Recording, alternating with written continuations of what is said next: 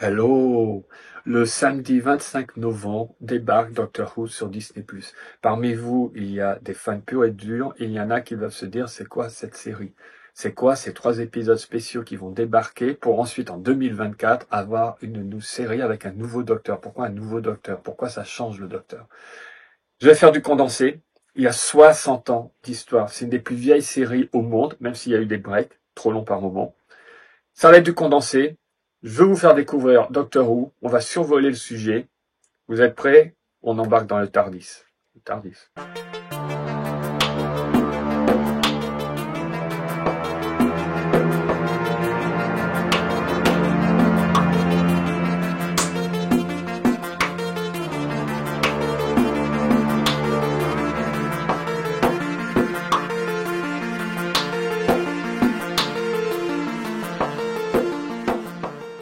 Novembre 1963. Le samedi après-midi, en fin d'après-midi pour être plus précis, il y a un programme jeunesse normalement.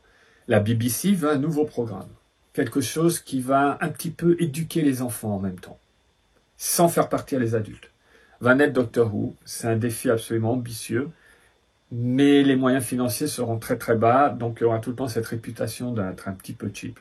Donc nous sommes en novembre 1963, il y a 60 ans, va apparaître le Doctor Who. Pour la première apparition, on verra dans un premier temps sa petite fille, Suzanne, et les 2 professeurs qui vont l'accompagner dans ce voyage absolument incroyable. Qui est le Doctor Who? Le Doctor Who, c'est pas son nom. C'est le nom de la série Doctor Who. Son nom ne le sera jamais. Sauf dans les films, j'y reviendrai plus tard. Le Doctor Who, c'est un habitant d'une planète lointaine qui s'appelle Gallifrey.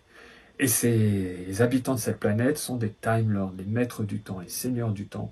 Potentiellement, ils sont peut-être immortels. Dans un premier temps, il y avait le fait à un moment, ils allaient épuiser leur stock de nouvelles vies. Mais ça a un petit peu volé en éclats, donc potentiellement on a affaire à des immortels. Une petite particularité de notre ami le Docteur Who, il n'a pas un cœur, mais 2 cœurs. Les habitants de Gallifrey, les Time Lords, ont 2 cœurs. La série va être révolutionnaire sur plusieurs points. Pour la première fois, on va entendre une musique électronique. C'était pas encore très répandu. Ça va être le générique de cette série, qui va être quelque chose qui aurait pu faire peur aux enfants, mais qui va devenir immédiatement culte. Les adultes, d'ailleurs, vont regarder ce spectacle avec les enfants, même s'il y aura beaucoup de critiques au niveau de la presse. Ça va s'imposer au niveau du public. Le premier Docteur est joué par William Hartnell, un homme un petit peu âgé. Et d'ailleurs, son personnage du Docteur dans les premières séries n'est pas forcément très sympathique. Il est manipulateur, il est assez austère, et il a une façon très sèche de parler aux gens, d'être autoritaire. Mais au fil de la saison, son personnage va devenir un peu plus tendre, on va dire, un petit peu plus sympathique. Le Docteur a quitté sa planète en volant un objet qui permet de voyager dans le temps, dans l'espace, dans les dimensions. Il n'y a pas de limite en fait avec cet objet, et lorsqu'il apparaît quelque part, il prend une forme, un visuel qui va lui permettre de se fondre dans le décor. Cet objet s'appelle le TARDIS. La première explication du mot, on l'aura par sa petite fille, Suzanne. Well, I made up the name TARDIS from the initials, Time and Relative Dimension in Space. TARDIS signifie Time and Relative Dimension in Space.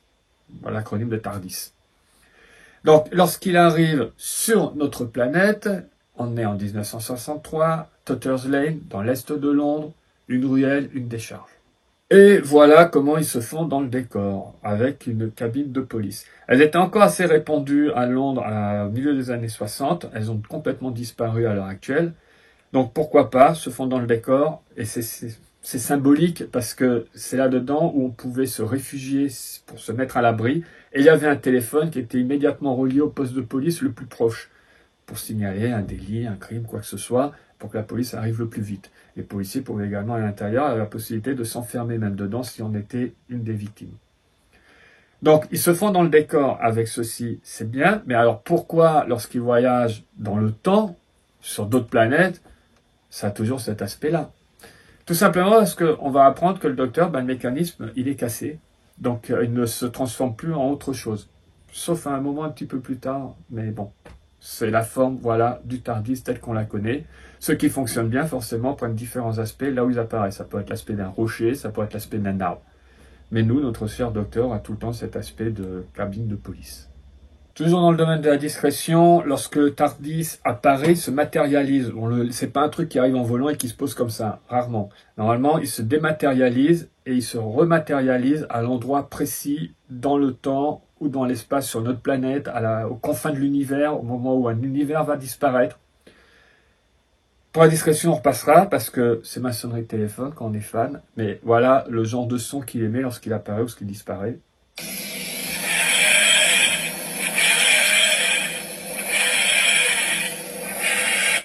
On repassera pour la discrétion. Par contre, ça permet à ceux qui connaissent déjà le docteur de savoir qu'il arrive et que, au final, tout va bien se remettre en place et que le jour va être sauvé par notre ami le docteur. À ce moment-là, chaque semaine, les gens ont un épisode de 20 minutes environ et une histoire complète fait à peu près 4 épisodes, voire 6 épisodes. C'est le principe du serial. Ce qui permet de fidéliser les gens. On termine sur un cliffhanger, un moment où le suspense est à son maximum. On a envie de revenir la semaine prochaine pour voir ce qui va se passer. Et à partir du deuxième serial, en fait de l'épisode 2, on va avoir l'apparition de méchants absolument iconiques qui sont les Daleks. Et à ce moment-là, on va avoir une Dalek Mania qui va déferler sur l'Angleterre.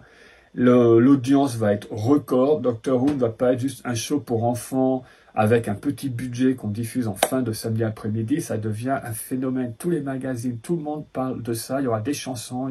C'est absolument incroyable ce qui va se produire avec la Dalek Mania.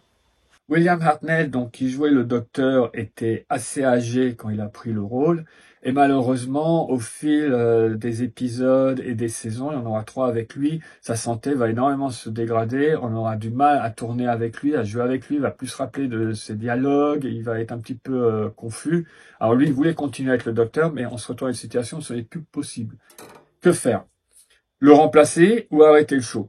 Le remplacer, la meilleure solution, vu l'audience record que peut battre la série. Mais remplacer comment? Comment justifier un autre docteur, un autre personnage? Non, on va garder le même docteur, tout en créant un nouveau personnage. Et là, il va y avoir une idée de génie, ça va être de créer la régénération. Donc, on va remplacer William Hartnell par Patrick Troughton, un autre comédien, pour la prochaine saison. Qu'est-ce qu'on va faire donc avec cette régénération? C'est que le docteur, lorsqu'il est sur le point de mourir, il y a une sorte d'apothéose, de puissance, de lumière, d'énergie, et il y a la régénération, et il devient une autre personne, tout en étant lui-même. Le premier temps, l'adaptation est très très difficile.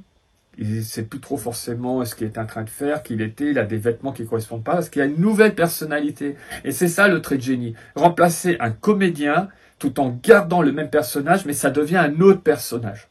Et surtout, l'autre trait de génie va être de Patrick Troughton qui va le remplacer, qui est arrivé en disant immédiatement « Je ne veux pas imiter William Hartnell, je veux être mon propre docteur. » Et la production va dire « C'est le sens dans lequel vous voulez aller. » Du coup, son personnage va être beaucoup plus léger. On va le comparer à un vagabond de l'espace. Il va mettre beaucoup plus d'humour, il va faire visuellement plus de gags, tout en étant aussi extrêmement sérieux. On va avoir des épisodes même dramatiques avec lui.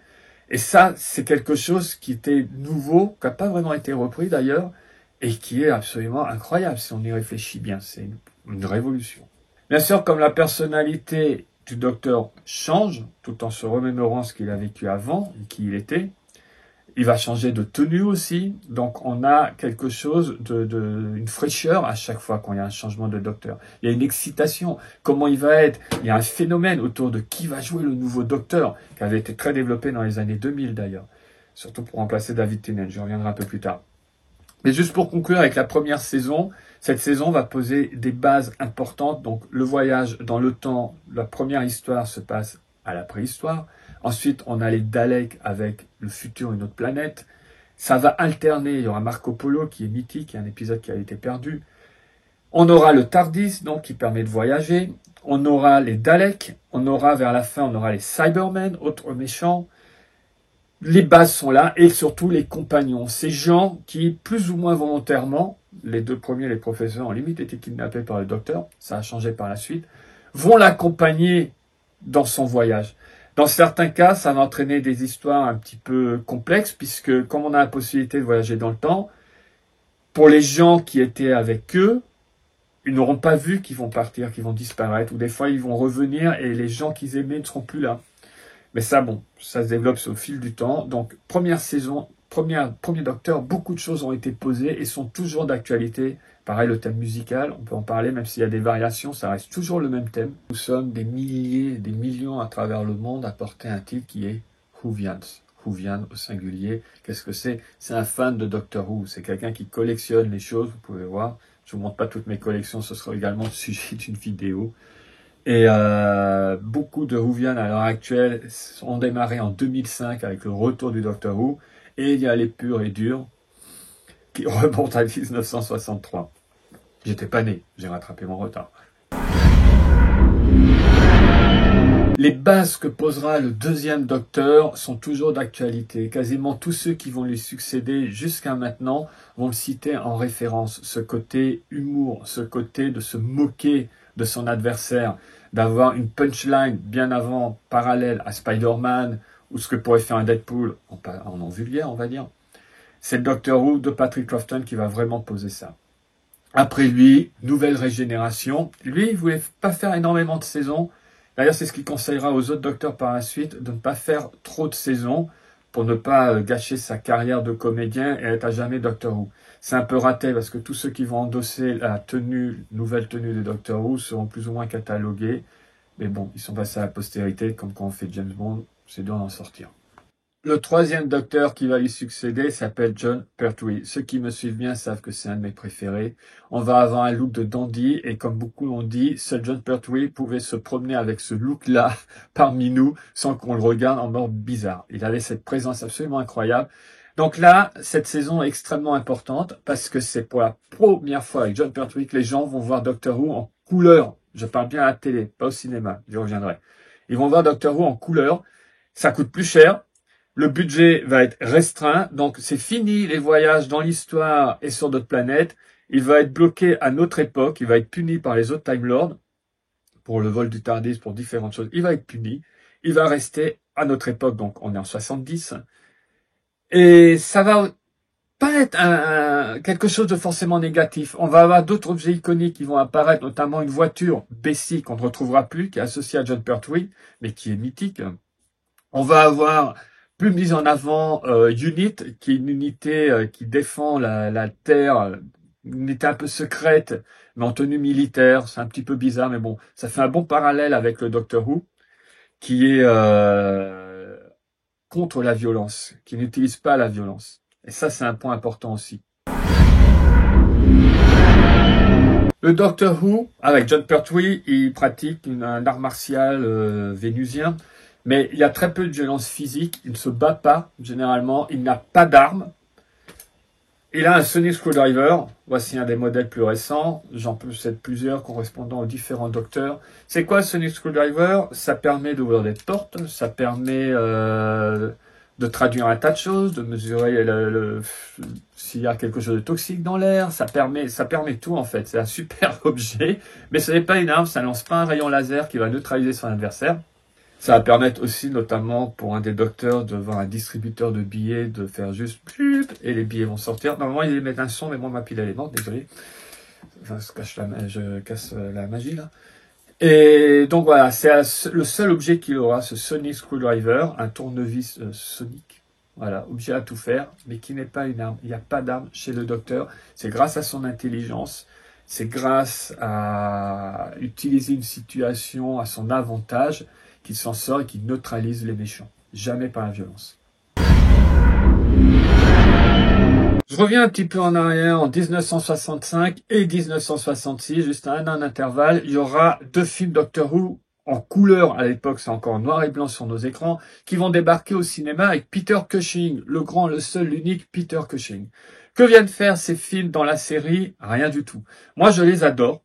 Ils ont repris les 2 histoires de Dalek qui avaient déjà été développées avec William Hartnell. Ils vont complètement les réarranger. Cette fois-ci, le Doctor Who, il est humain. Alors, on retrouve sa petite fille, mais c'est une surdouée. C'est le personnage, un des compagnons, il devient un petit peu benet et gaffeur. Et c'est surtout lui qui va avoir fabriqué dans son garage le TARDIS, qui va lui permettre de voyager. Donc, ça prend les grandes lignes des Daleks, les deux histoires des Daleks. On va avoir des Daleks avec des couleurs différentes.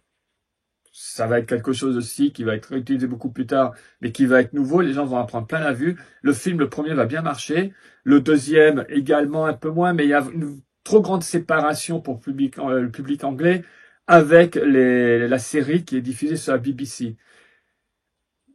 Un troisième film était prévu, il n'aura pas lieu. Est-ce un bien, est-ce un mal? Je me prononce pas. Moi, je dis, moi, comme c'est Peter Cushing, je les prends pour étant quelque chose de différent, un univers parallèle où il existe ce docteur, j'en sais rien, peut-être qu'un jour on le reverra. En tout cas, il a disparu, il est passé aux oubliettes. Ce sont de bons films, mais très, très éloignés de la série. Donc, de notre propos, on revient sur notre docteur de la BBC. Parlons un petit peu des méchants. Donc, les Daleks. Les Daleks, ce sont des mutants. Ils sont pas très grands. Leur mutation, malheureusement, n'a pas été à leur avantage. Mais ils vont créer des machines de guerre et partout où ils passent, ils ravagent les planètes.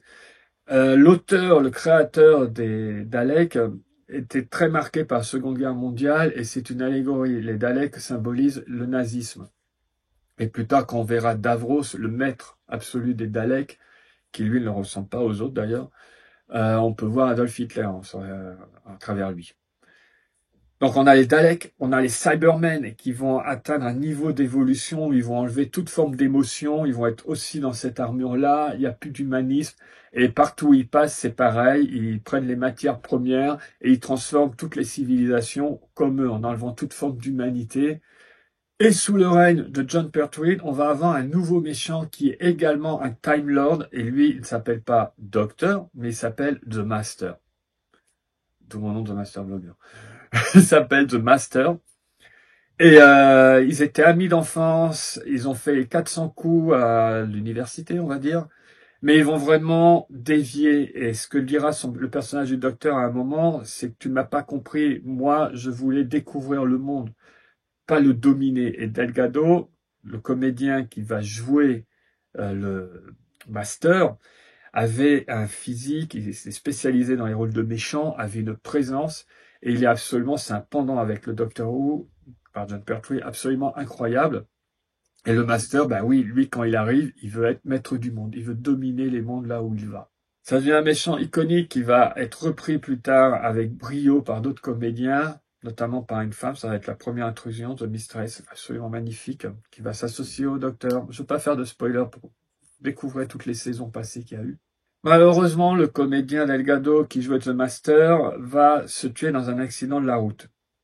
Jon Pertwee va être extrêmement affecté par ça et il a dit je veux pas continuer la série sans lui, je n'y arrive pas, je veux pas voir l'autre Master et puis et il est rentré limite en dépression. Donc la série avec Jon Pertwee va s'arrêter là. Et là, on arrive au 4e Docteur, mon préféré, celui qui, même plusieurs décennies, arrive toujours en tête quand on fait un sondage sur qui est le meilleur Docteur, Tom Baker, qui va rester, qui va être le Docteur le plus long, qui va faire énormément de saisons. David Tennant est en train de le rattraper par nombre de présences.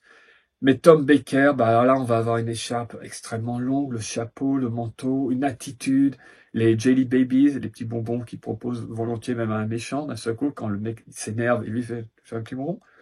C'est une dimension... on voit un extraterrestre en voyant Tom Baker, définitivement. Et pour moi, c'est mon préféré. Il n'y a pas photo. Alors pour l'écharpe extrêmement longue, la petite histoire très drôle, c'est qu'au niveau de la production... il y a quelqu'un qui a vu un tableau et la personne avait quelque chose autour du cou qui était assez long. Il s'est dit, tiens, ça pourrait être bien visuellement pour le nouveau Docteur. Mais il n'y connaît rien en tricotage. Il va acheter beaucoup de pelotes de laine et il va les donner à une des couturières en disant, tiens, tu me fais une écharpe avec ça. Voulant bien faire, elle a utilisé toutes les pelotes. Elle s'est dit, faut que j'utilise tout, j'imagine, sinon on ne m'aurait pas donné autant. Donc ça va faire une écharpe de 3 mètres de long. Pourquoi t'as fait ça? C'est ce que tu m'as donné, donc j'ai fait. Tom Baker voit ça, la met, ça lui plaît, donc cette écharpe absolument démesurée va créer un look. On peut les acheter d'ailleurs, ce genre d'écharpe. Un look absolument incroyable. Vous pouvez voir un même repris sur les figurines. C'est la grande écharpe. Normalement, il a aussi un grand manteau. Il y a plusieurs figurines. Je vais pas vous montrer ma collection. Ce serait une vidéo de 2 heures et c'est pas le sujet de celle-ci. Avec Tom Baker, la série va battre des records d'audience avec plus de 20 millions de personnes. Enfin, ça va être quelque chose d'absolument incroyable. Le phénomène, là, Doctor Who va être à un niveau incroyablement élevé. Et il ne va pas laisser le personnage, mais par rapport à la production, le fait qu'il n'y a plus de régénération, qu'il n'y a plus de nouveaux visages, il va y avoir des désaccords, il va partir, on va avoir d'autres docteurs. Donc là, je fais un condensé parce que malheureusement, les années 80, c'est la cata. Budget de plus en plus bas. La BBC, ceux qui sont en tête, ne veulent pas du docteur, mais il y a encore de l'audience. Donc voilà, on maintient, mais on n'en veut pas. C'est l'ambiguïté de la chose. Donc les docteurs qui vont suivre, ben, ils auront de mauvais scénarios, ils n'auront plus de budget, ça va aller vers le bas malheureusement. Donc juste pour citer les noms, on a Peter Davison, qui est le beau-père de David Tennant, qui deviendra docteur plus tard. C'est incroyable. On aura Colin Baker et Sylvester McCoy, qui va malheureusement finir ce cycle du docteur. Donc je parle de premier cycle, donc on va de 1963 à 1988, on va connaître 7 docteurs. Le show aura été quasiment ininterrompu. Et là-dessus, ben, on dit au revoir au docteur. Ça va être une absence très longue à ce moment-là, de 7 ans. Alors c'est une absence sans en être une, parce qu'il y aura énormément de rediffusions. Le docteur sera toujours présent en livre, en bande dessinée, en livre audio, mais plus sur les écrans avec de nouveaux épisodes. Ça, c'est terminé pendant 7 ans. En 1996, avec Universal, donc aux États-Unis, il y a un téléfilm qui va être fait qui s'appelle Doctor Who, The Movie. À ne pas confondre avec les 2 films avec Peter Cushing. Je précise parce que ce fut mon cas quand j'ai découvert Doctor Who, je ne savais plus ce qui était quoi. Donc Doctor Who, The Movie, c'est un téléfilm qui était censé relancer la série. On trouve Paul McGann, donc Sylvester McCoy, on va avoir la petite transition avec la régénération. Mais je ne peux pas dire qu'il soit mauvais. Paul McGann fait un très bon Doctor Who, il y a un côté poétique, c'est un nouveau look. Malheureusement, le côté américain fait que le produit ne va pas plaire aux fans de base anglais. Ce téléfilm d'1h30 est un peu bancal. On retrouve le Master, joué par Eric Roberts, le frère de Julia, qui était déjà en perte de vitesse, mais qui n'est pas crédible, hein, je trouve. C'est pas un super Master par rapport à ce qu'on avait connu avant et ce qu'on va connaître plus tard. Et donc ça va être... aux États-Unis, l'audience va être médiocre parce que les gens ne connaissent pas Doctor Who à ce moment-là. Et en Angleterre, ça va être un petit peu boudé. Ça va marcher, mais voilà, sans plus. Ça a marché, je pense, parce que les gens voulaient revoir le Docteur. Donc, Paul McGann, heureusement, il pourra récupérer un peu plus tard le Docteur avec les livres audio, avec les histoires qui sortiront en CD. Et une réapparition dans une transition plus tard entre Chris Eccleston et on verra donc comment ça s'est passé. Ça, c'est très bien. Mais je pense qu'il aurait mérité mieux. Mais bon, il n'y aura pas de série après ce téléfilm. Et le Doctor Who, une fois de plus, va disparaître. Et nous arrivons en 2005. Russell T. Davies, un fan du Docteur, va vouloir relancer le Doctor Who. La BBC est partante pour faire ça. Quelque chose de tout nouveau, de tout frais. Russell T. Davies était connu pour la série Queer as Folk, qui avait été un carton à ce moment-là. Donc, dans la première vue, on se dit quel rapport avec Doctor Who, et pourtant, il va faire quelque chose d'absolument grandiose. Il va s'entourer d'une équipe absolument incroyable. Et pour un nouveau Docteur, cette fois-ci, on aura Christopher Eccleston. Christopher Eccleston, d'ailleurs, qui avait été invité à auditionner pour le téléfilm, mais il avait préféré refuser. Il ne le sentait pas. Il a eu raison. Donc Christopher Eccleston dit, il veut bien faire le Doctor Who, mais pas de costume extravagant. Ce sera une veste en cuir, pantalon basique, t-shirt colvé. À première vue, il n'y a rien qui va le différencier des gens dans la rue. Il va plus baser ça sur sa façon de jouer, avoir quelque chose de particulier, quelque chose d'un peu extraterrestre, un petit peu inquiétant ou mystérieux.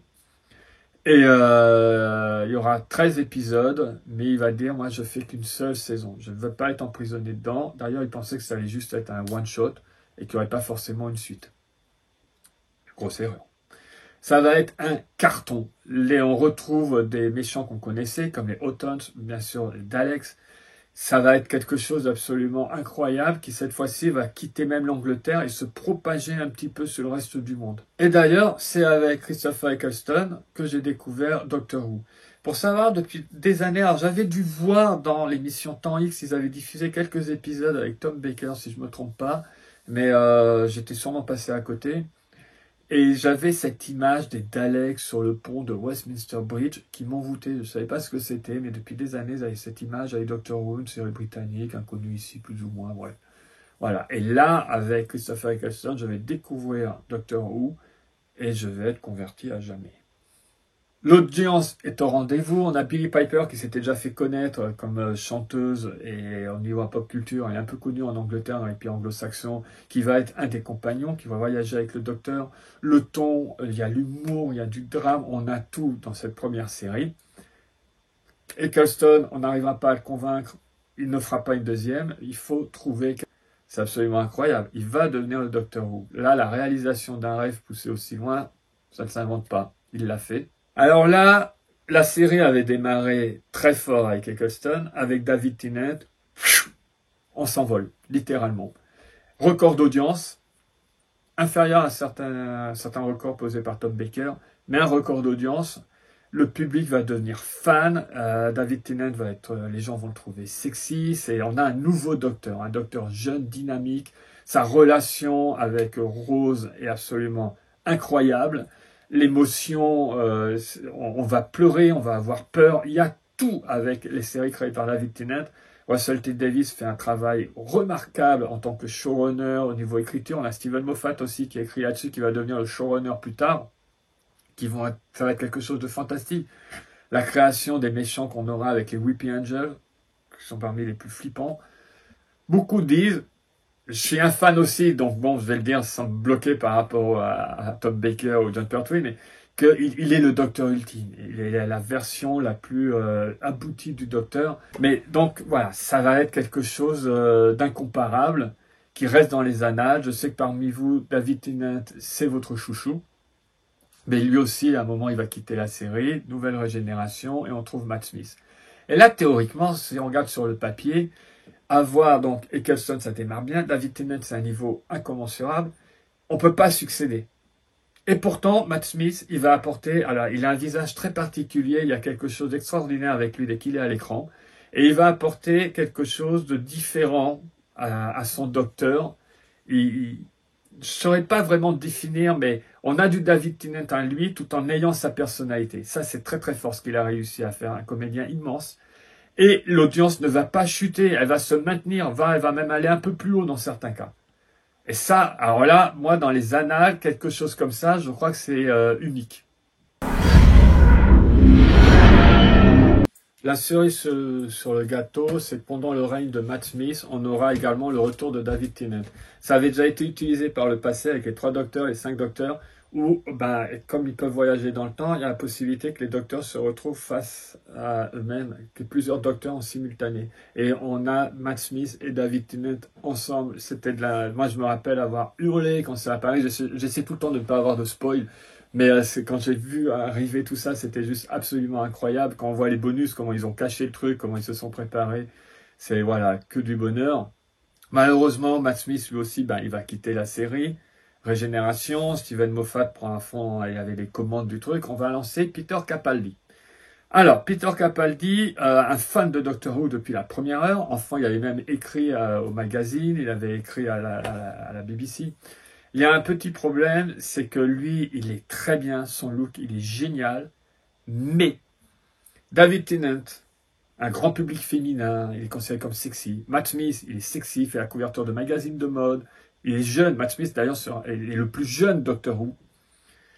Et là, on passe avec quelqu'un d'âgé, quelqu'un qui a les cheveux blancs. Donc lui, il est incroyable, mais il n'est pas à la bonne époque. C'est pas le bon public. On ne peut pas succéder à David Tennant et à Matt Smith en étant Peter Capaldi. Ça a été une grosse erreur. Et quand il y a eu l'annonce, moi j'étais content parce que j'aime énormément ce comédien. Quand j'ai vu les looks, les visuels, j'ai dit c'est génial, mais ça ne va pas fonctionner. Le public actuel ne va pas l'accepter. Hélas, j'avais raison. Malheureusement aussi pour lui, au niveau de l'écriture de certaines histoires, il y a vraiment une chute libre. même si on a toujours Mark Gatiss, Steven Moffat derrière, il y a une chute libre. Des histoires d'amour parallèle avec les compagnons, c'était pas bon. Ça, c'était quelque chose qui a fait... moi, ça ne m'a pas concerné. Et ça, c'était dans l'idée, il est évident, ils se sont dit, il est plus âgé, pour garder le public jeune, on va à une histoire plus jeune. Non, c'est pas ce qu'on voulait en regardant Doctor Who. Donc l'audience va descendre. Ils vont plus trop savoir quoi faire Doctor Who. Attention, il y a du bon dedans. Il y a de très très bons épisodes. Mais c'est trop épisodique malheureusement. The Master qui devient The Mistress, ça c'est grandiose. Fantastique ce que fait la comédienne. Ça c'est vraiment du très très bon. Mais sur l'ensemble, ça tient pas la route. Il y a quelque chose qui va pas. Le Docteur va s'interrompre. Régénération. Vous connaissez le concept à l'heure actuelle. Et là... L'idée de génie, ça va être donc, on a mis quelqu'un d'âgé pour un public qui n'était pas prêt. On va être dans la mouvance de ce qui se fait à l'heure actuelle. Eh ben, ça va être une femme, le docteur. Pourquoi pas? Théoriquement, il peut se régénérer en femme. Il peut se régénérer à quelqu'un qui a une couleur de peau différente. Pourquoi pas? Ça, on est bien d'accord. Mais, non. Non, c'était Jodie Whittaker, je l'aime beaucoup. Elle était très bien dans le rôle du docteur, mais là on s'est retrouvé, alors là vraiment, pas de bol, c'est que les histoires, mais on s'en fout, royal, faut dire ce qui est. Très bien avec Rosa Parks, ce côté historique, mais sur l'ensemble, les compagnons, moi je les trouve inintéressants. Ça a été un flop, et pour moi c'était un flop programmé. Les gens n'étaient pas prêts. On me dit ce qu'on veut sur les mouvances actuelles, mais les gens n'étaient pas prêts à ce que le Docteur Who soit une femme, selon moi. Elle, moi, je l'aime beaucoup en Docteur. Mais voilà. Qu'est-ce qu'ils nous ont écrit comme scénario? On n'est pas accroché, on n'attend pas la suite. Alors que Doctor Who, c'est ça. Doctor Who, on attend la suite. Là, voilà. Donc, c'était un flop programmé. Laissez-moi juste vous montrer quelque chose par rapport à Dalek Maniac. C'est un comic strip qui était sorti dans les années 60. Il n'y a pas de docteur dedans. C'est uniquement sur les Daleks. Une partie de leur histoire. Ce sont les aventures des Daleks qu'on a. Donc je me répète, pas de Doctor Who. C'est une pièce extrêmement rare qui remonte aux années 60. C'est une réédition que j'ai. Dalek Mania. Les gens voulaient du Dalek à tous les coins de rue. Ils en avaient. Et ça, c'est une super BD en plus. Vraiment top. C'est juste un petit peu comme ça pour décorer. Mais les livres consacrés au Doctor Who, il y en a plusieurs qui sortent chaque année depuis le milieu des années 60. C'est un phénomène qui ne s'est jamais arrêté, même quand il n'était plus à l'antenne. Il y a des livres sur tout ce qui est possible et imaginable. Celui-là était spécialement sorti pour les 50 ans. Vous avez des histoires, vous avez sur les compagnons, vous avez des guides visuels, vous avez tout ce que vous voulez sur le Doctor Who. En termes d'exemplaires écrits, je pense qu'il y en a plus. Alors, on me dira que c'était là avant, mais je pense qu'il y en a plus que sur Star Wars. Pourtant, il y en a déjà pas mal. Mais voilà, c'est un univers sans fin et c'est pas prêt de s'arrêter. Donc, j'ai une belle collection de bouquins aussi. Pareil, je ne vais pas faire une vidéo là-dessus, ça va être trop long. Depuis plusieurs décennies, existe Doctor Who Magazine, qui est une institution en Angleterre. Alors là, j'ai vu qu'ils ont un petit peu changé la maquette, j'aime moins, mais je le lis religieusement chaque mois. Donc, dedans, pour moi, c'est le magazine, c'est un des meilleurs magazines au monde. Il y a des analyses sur chaque épisode. Il y a des interviews. Les archives qu'ils ont sont juste colossales. Tous les mois, on a ce magazine. On a des numéros spéciaux. Regardez un peu les beautés qui peuvent nous servir. Alors moi, je les garde dans les pochettes, mais bien sûr, j'ai lu le contenu avec un tas de goodies, des choses absolument incroyables. J'ai la chance, en habitant Paris, d'avoir Smith & Son, qui est une librairie anglaise où je peux me le procurer. Regardez, c'était le numéro 500 spécial, absolument incroyable. Là, je vous montre un petit peu de collection parce que ça, voilà. Si vous êtes un fan du Doctor Who et vous n'avez pas de problème pour l'anglais, Doctor Who Magazine, il y a des numéros consacrés aux jouets, consacrés à différentes collections. C'est, je montre quelques numéros, hein, je précise bien, puisque voilà, moi tous les mois, et ce que j'adore, ce sont les numéros spéciaux, voilà les Chronicles, qui va prendre, j'en ai pris 3 là pour vous les montrer, une année en particulier, et on va tout avoir sur l'année. Pas juste épisode par épisode, mais la production des images exceptionnelles dedans. 75, grande année avec Tom Baker. Là, j'ai pris voilà, les 2 premières années, 63, 64, avec William Hartnell. J'ai une pile, voilà, c'est sans fin le truc. Tous les mois, vous avez Doctor Who Magazine, plus des hors-séries qui sortent. C'est un budget, je vous le cache pas, mais quand on aime, on ne compte pas. Il faut juste avoir un peu la place pour les ranger après. Dans ces magazines, on peut également trouver des posters, des concept art, des choses créées par des artistes contemporains par rapport au Docteur. Bien sûr, les jouets, tous les personnages apparaissant dans leur série ont leurs figurines. Voici un Cyberman, il y a les Cybermen de différentes époques. Je vous en montre un, juste vite fait. Les toys, on a les figurines. Donc là, je vous ai pris, on a le deuxième, Patrick Crofton, le troisième, John Pertwee, Tom Baker, je vous l'ai déjà montré, donc David Tennant, coucou, ah, qu'il aime beaucoup lui. Voilà, j'ai pris cela pour l'instant, mais voilà, vous avez chaque Docteur à sa figurine, bien sûr. Les DVD, je possède énormément de DVD avec les différents Docteurs, les différentes saisons, les différents cycles. Là, ce coffret qui s'arrête à Matt Smith, qui nous présente toutes les régénérations. Donc, on a tous les épisodes avant et d'après chaque régénération. Donc, l'avant et après qui correspond. Voilà, ce genre de coffret. Ça continue d'être édité. Là, j'ai vu en Blu-ray, ils ont sorti les coffrets par année également. C'est un truc sans fin. Il y a les audiobooks. Il y a Big Finish qui fait des CD avec de nouvelles histoires où ce sont les anciens comédiens, les anciens docteurs, les anciens compagnons qui viennent et qui recréent des histoires originales. Certaines sont super bien écrites du Docteur. Les Daleks. Quelqu'un vous a dit que j'aimais les Daleks. J'étais fasciné par les Daleks avant même de connaître Doctor Who. Ce sont des Daleks différents. J'en ai d'autres qui se baladent. On a en Lego, il y a eu le Lego Doctor Who avec différents personnages. Ce que vous pouvez voir, il y a quelques créations qui sont originales, maison faites par Victor. Deux petites pièces rares, j'ai envie de vous montrer. L'arche dans laquelle sont créés les Daleks. Un jouet rare, très dur à trouver, qui s'ouvre bien sûr. Exterminate, exterminate, exterminate. À un moment, parmi ses compagnons, le Docteur avait un chien robot qui s'appelait K9. Vous comprenez l'anglais, vous verrez la blague. J'ai trouvé en Toys également, c'est un Toys qui remonte aux années 70. Voilà, j'en prends soin, je le cache, vous allez me le voler. Donc je me répète, mais je ne vous montre pas tout, mais vous voyez que c'est un univers tellement riche, tellement complet. À chaque fois que je vais à Londres, je m'achète quelque chose de Doctor Who, que ce soit trouvé en occasion, dans des magasins qui les vendent comme ça, ils ne sont pas dans leur boîte. C'est comme ça que j'ai eu les vieux Docteurs d'ailleurs, qui sont de vieilles figurines, ou alors des produits complètement récents. Il y a certains magasins dans Paris où vous pouvez également en trouver. Que serait le Doctor Who sans ses compagnons? Beaucoup de choses et pas grand-chose en même temps. Les compagnons, c'est la partie humaine du personnage. C'est ce qui nous permet éventuellement de nous identifier, d'être en voyage avec lui. Et on rêverait tous d'être un jour un compagnon du Docteur. Moi, j'attends que ça. J'attends le Tardis. Au revoir. Je me sauve immédiatement. Je pourrais revenir au moment où je suis parti. Donc, quelque part, personne ne saura que je suis parti. Et si je l'avais fait? La question, j'y ai déjà répondu plusieurs fois. Mon Docteur préféré, c'est normal, c'est la question qu'on pose tout. Moi aussi, je l'ai fait quand ça m'est arrivé de parler avec des gens sur le parc comme ça. Quel est votre Docteur préféré? Donc, pour ceux qui n'auraient pas vu le reste, qui n'auraient jamais entendu, mon Docteur préféré, c'est Tom Baker, John Pertwee, et ensuite, à égalité, David Tennant et Matt Smith. Après, je les aime tous. Tous sont intéressants, tous ont des histoires incroyables. Mais voilà, Tom Baker, John Pertwee, David Tennant, Matt Smith, à égalité.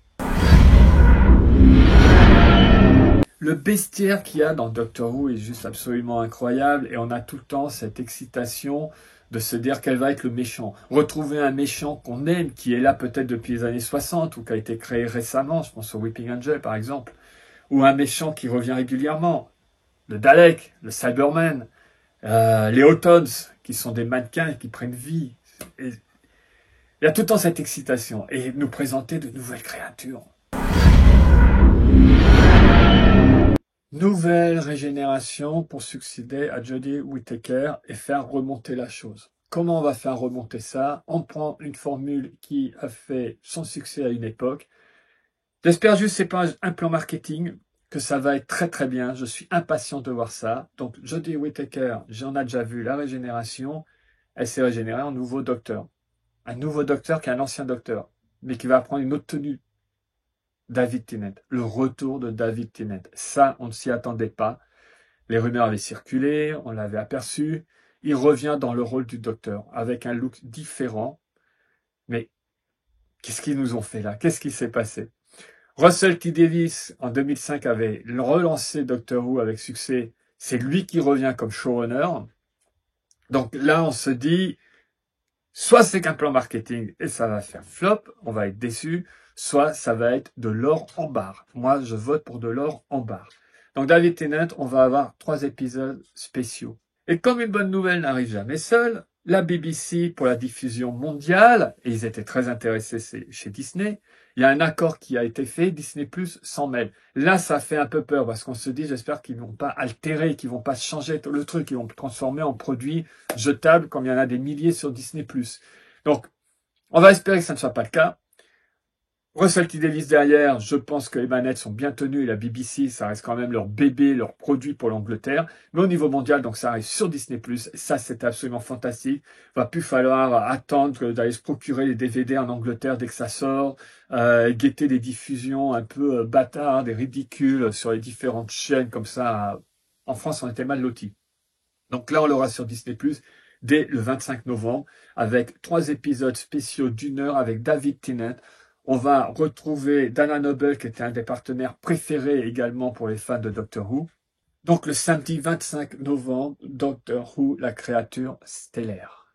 Suivi le samedi 2 décembre par Doctor Who, confins de l'univers.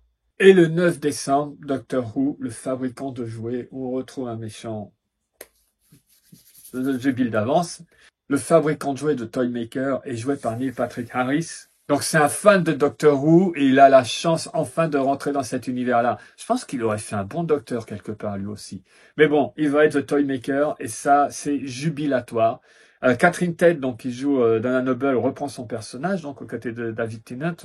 Ces 3 épisodes spéciaux donc qui vont se succéder vont nous emmener sur la saison qui sera en 2024 avec un nouveau docteur qui est Ncuti Gatwa. Ncuti Gatwa, ça va être le docteur qu'on aura en 2024. Donc j'imagine à la fin du 3e épisode avec David Tennant, on aura une régénération et donc le relais va être passé. Il faudra attendre donc courant 2024 pour retrouver Ncuti Gatwa dans le rôle de Doctor Who. Cette fois-ci, on a une femme. Cette fois-ci, c'est un acteur noir pour la première fois. Les premiers visuels que j'ai eus, je suis assez excité de voir ce qu'il va apporter. Et donc, il est assez jeune. Il est noir. C'est la nouveauté du moment. Son look, c'est pas mal. Apparemment, il y en a plusieurs sur... Je veux pas trop me spoiler, en fait. Donc, je regarde pas trop, mais avec Russell T. Davies derrière, j'attends, ce qu'ils avaient réussi à faire avec Christopher Eccleston pour enchaîner avec David Tennant. Je pense que là, ils peuvent nous faire quelque chose de bien. Mais ce qui est vraiment primordial avec Doctor Who, c'est la qualité des scénarios, c'est la qualité de faire revenir de vieux méchants, de créer de nouveaux méchants, d'avoir de bons compagnons autour pour aller sur quelque chose de fort, quelque chose où on est accroché à notre siège, où on veut voir la suite la semaine suivante. Je suis très optimiste, je suis très confiant, j'ai hâte de voir ça. À savoir que BBC et Disney+ n'ont absolument pas perdu de temps, même si la première saison n'a pas encore été diffusée, la deuxième est déjà en préparation, en pré-production. Sans dire long, ils y croient à leurs produits. À savoir, c'est ce qu'on appelle un soft reboot. Donc, historiquement, on n'enlève pas les 60 ans écoulés, mais comme en 2005, on avait eu donc un soft reboot également, c'est-à-dire c'est pas une remise à zéro. Ce qui a existé avant est toujours là. Donc là, normalement, on serait avec la saison 40 ou 14 si on part depuis 2005. Donc en 2005, on démarrait avec saison 1. C'est pour ça, des fois, quand je dialogue avec des gens, ils me parlent à saison 1. Moi, je pense à William Hartnell, mais eux, c'est Christopher Eccleston. C'est soft reboot. Mais en effet, tout est relié à ce qu'il y a avant, sur les 60 ans d'histoire de Doctor Who. Donc là, c'est la même chose. La saison qui va arriver en 2024 s'appellera saison 1. Sans enlever ce qu'il y a eu par le passé. C'est très important. Il y a aussi cette volonté de créer un Who-niverse. Donc, il y a d'autres séries qui vont arriver comme Tales of the TARDIS. Il y aura une consacrée à UNIT, l'unité de défense de notre planète, avec en tenue militaire. On verra ce qu'ils vont donner comme tournure à cette série. Alors, c'est pas tout à fait nouveau en soi, dans la mesure où on avait déjà eu Kenai, donc le compagnon, le chien robot. On a eu Sarah Jane, qui a eu plusieurs saisons.